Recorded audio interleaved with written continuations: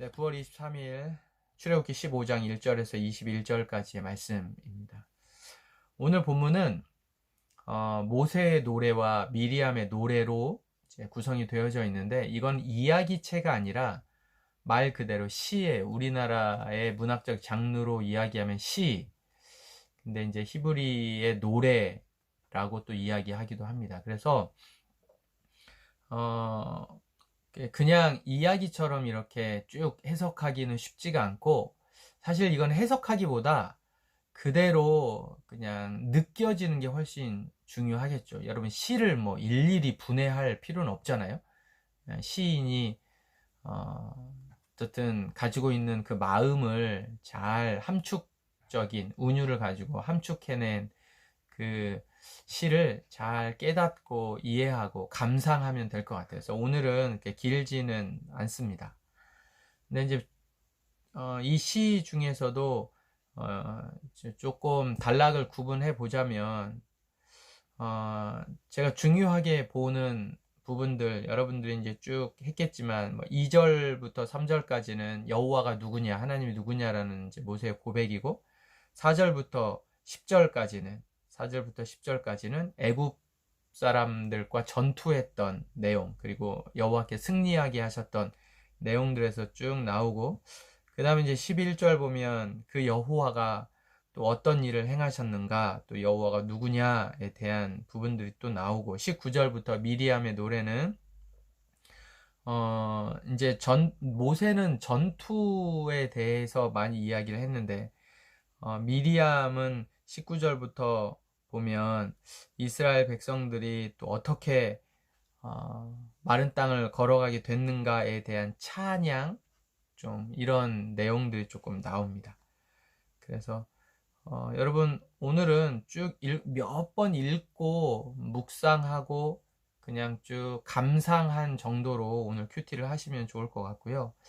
여러분과 보고 싶은 절은 2절부터 3절입니다. 2절부터 3절에 보면 모세가 여호와가 누군가, 사실 여호와라는 이름 자체는 존재하다, 그 다음에 또 하나님이다, 창조주이다 라는 이제 이야기가 여호와에 대한 이름이잖아요. 그래서 그 여호와의 정의를 개인적으로 모세가 하고 있어요. 2절에 여호와는 나의 힘이요 여호와는 나의 노래시며 여호와는 나의 구원이시로다. 세 번이 나오죠. 나의 힘, 나의 노래, 나의 구원이시다. 그는 나의 하나님이다.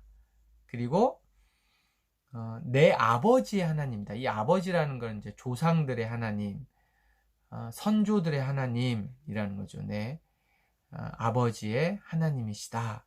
그리고 3절에 보면 여호와는 용사시다. 그리고 그의 이름이시다 라는 이제 표현들이 나오는데, 제가 요거를 쭉 묵상을 하면서, 여러분, 하나님에 대한 개인적인 고백이 있어야 됩니다. 그러니까 하나님이 나에게는 어떤 하나님인가에 대한 고백이 있어야 돼요. 개인적으로 저한테는 하나님이 어떤 분이냐면 애통하게 하시는 하나님이에요. 그러니까 저는, 제가 이제 몇몇 순장들에게도 고백을 이제 라이프 스토리를 할 때 이야기를 하기도 하고 그랬지만, 저는 제 영성 체크를 어떻게 하냐면 눈물로 체크를 합니다. 그러니까 제가 기도할 때 애통하는 마음이 저에게 있고 눈물을 주시면, 내가 영적으로 지금 괜찮다고요. 기도를 하고 또 말씀을 준비하고 찬양을 하는데 내가 눈물이 없다 이러면, 내가 지금 내 영성이 좀 건조하구나, 이런 거를 제 스스로 이제 체크를 하거든요. 그래서 저에게 하나님은 애통하는 하나님, 그리고 제 마음을 이렇게 잘 만져주시는 하나님이 개인적으로 저에게 중요한 하나님이에요. 그리고 또 제 고백은 그거예요. 하나님은 최선이시다. 그러니까 언제나 저에게 있어서 하나님은 최선이세요. 내가 알지 못할 뿐이지 하나님이 가장 나를 최선으로 인도해 가신다라는 제 개인의 고백이 있는 거예요. 왜냐면 제 삶을 이렇게 돌아올 때. 그래서 여러분도 하나님에 대해서 개인적인 고백이 꼭 있기를 바래요. 모세는 뭐라고 고백했어요? 나의 힘이다. 나의 노래다. 나의 구원이다. 나의 하나님이다. 내 조상들의 하나님이다. 그리고 용사시다.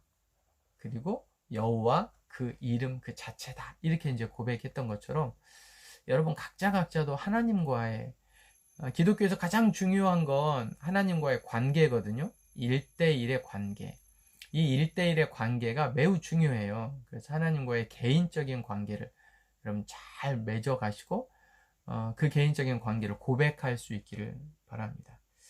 자, 그렇고요. 에피소드 하나를 이야기를 하면 어제 여러분 홍해가 갈라졌거든요. 근데 이제 홍해가 갈라졌는데 중요한 건 이 얼마나 갈라졌는가 이거를, 그러니까 이 기적이 얼마나 대단한가 이거를 뭐 연구하는 신학자들이 있었어요. 당시에 장정만 60명이 출애굽을 했고 가족이 만약에 아내가 장정이라고 하면 대부분 결혼을 했을 테고 아이가 둘이라고 하면 한 200만에서 250만 정도 최소로 볼 때, 가장 많이 볼 때는요 500만도 봅니다. 500만도. 여러분 자녀를 2명만 낳았을 일은 없잖아요. 네, 자녀들을 2명, 3명 이렇게 이제 낳았을 경우에는 350만 정도도 보기도 합니다. 자, 그러면 이 대략 한 250만에서 350만 명 정도가 되는 이 사람들이 홍해를 건넜다고 생각을 해보면, 만약에 2줄로 건너면요 30일 정도가 걸립니다. 2줄로 이렇게 종대로 쭉 서서 앞 사람을 보고 건너면. 근데 그렇게 건너가지고는 안 되고, 성경에 보니까 불기둥이 존재했어요. 불기둥. 그러니까 이제 어두워졌고 밤이고 그리고 새벽녘까지 건넜다라고 이제 성경이 이야기를 하고 있기 때문에 여러분 대략 한 6시간에서 8시간 정도 홍해를 건넌 거예요. 이스라엘 백성이 한 350만이 사람만 건넜을까요? 그들이 가지고 있던 수레, 그 다음에 가재도구, 뭐 여러 가지 것들을 가지고 건넜겠죠. 근데 그냥 건넌 게 아니라, 여러분 생각해 보세요. 바다는 우리가 해수욕장을 가더라도 쭉 걸어가도 가다 깊어지잖아요. 그러니까 이게 어느 정도 쭉 가다가 협곡이 있을 거란 말이죠. 바다 협곡, 그 다음에 마른 땅, 그 다음에 다시 올라가는 협곡, 이렇게 이제 해서 건너가야 되는데, 이렇게 건너가려고 볼 때 바다가 좁게 갈라져 가지고는 다 못 건너가는 거예요. 그래서 이걸 또 연구하는 사람들이 대략 16km 정도가 갈라져야만 이 한 300만 정도가 되는 사람이 앞 사람을 보고 가는 게 아니라 옆 사람, 이게 이제 횡대라고 하는데 쫙 일렬로 서서 요렇게 쭉 갔다는 거예요. 이렇게 건너가야 된다는 거죠. 그러니까 이 16km가 홍해가 갈라진 거예요. 어마어마한 거잖아요. 이게 동풍이 바닷물을 밀어가지고 쭉쭉쭉 벽이 돼가지고 16km를 갈라져요.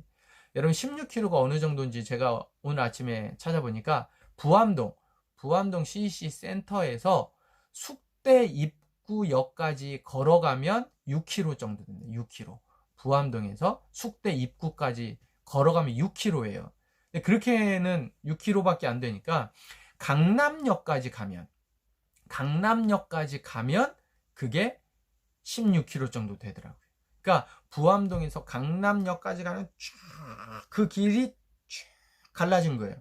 그 길이 그만큼. 그러니까 얼마나 굉장했는가. 이게 그냥 바다가 갈라졌다? 이게 아니라 뭐 만화 영화처럼 대충 갈라진 이게 아니라 16km가 쫙 바람에 의해서 그 어마어마한 바다가 갈라졌는데, 사실 그 벽이 유지가 되려면 그 바람이 계속 있어야 될 거 아니에요. 근데 그 엄청난 바람 사이를 이스라엘 백성들이 지나갔다. 이 대단한 광경, 이 놀라운 광경, 이 기적과 같은 광경을 하나님이 이스라엘 백성들에게 경험케 해주셨어요. 우리는 이런 광경 경험하면 장난 아니겠죠. 네.